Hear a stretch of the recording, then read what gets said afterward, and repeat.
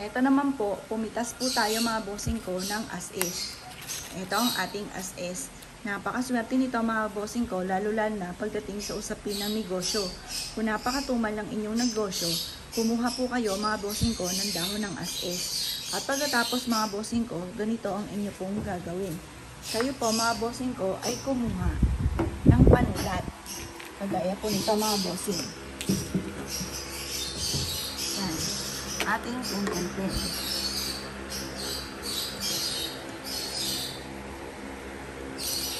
At pagkatapos ito mga bossing ko, isusulat po dito natin kung ano yung nais natin.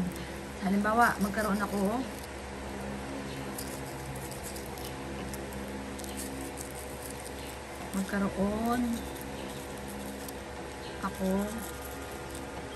ng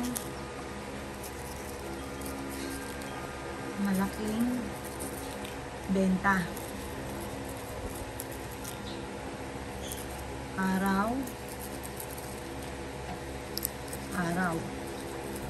Naku mga bossing ko, kung kayo po ay napakatumal, gawin nyo po ito mga bossing ko.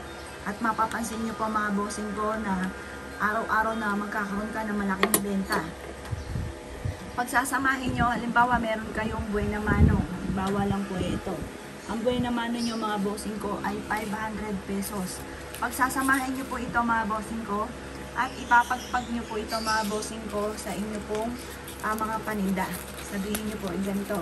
Buena suerte, buena suerte, buena suerte. Magkakaroon ako ng malaking benta. Tapos, itong buena mano ninyo mga bossing ko, ay huwag nyo munang gagastusin.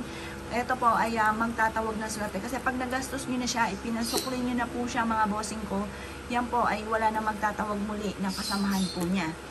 Pero pag napansin naman ninyo na parang antumal, hindi na nasundan, ito po mga bossing kong 500 ninyo na buena mano, ang gawin nyo, ibili nyo po ito ng kahit ano. Halimbawa, kailangan mo ng plastic sa inyong negosyo or ballpen, ipambili nyo na po ito mga bossing. Huwag nyo nang hayaan kasi may pagkaalat yung tao na pinanggalingan nito. Kaya, ibili nyo na po siya kaagad.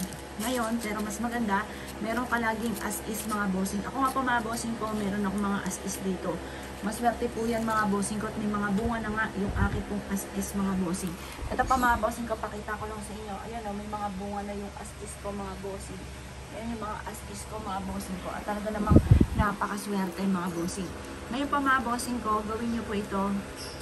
Kahit tuyo na yung inyo pong as-is, pwede na po yan. Kahit tuyo po yan. Kasi mabilis siyang natutuyo. Maya-maya lanta na po yan.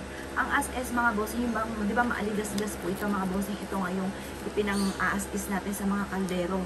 Yan pa mga bossing, para yung customer ninyo magpabalik-balik at saka magtawag po siya ng marami pang customer para magkaroon ka lagi ng malaking benta.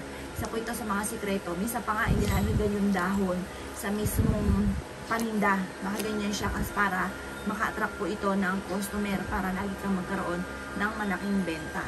Isa po yan sa mga sikreto. Huwag kayong magpapawala ng as-is mga bossing. Dahil ang as-is mga bossing, maswerte po yan.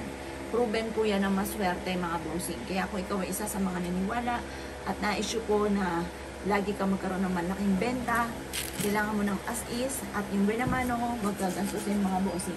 Kaya kung kinaniwala sa mga gatong pamamaraan mga bossing, ay siya. Good luck po sa po lahat.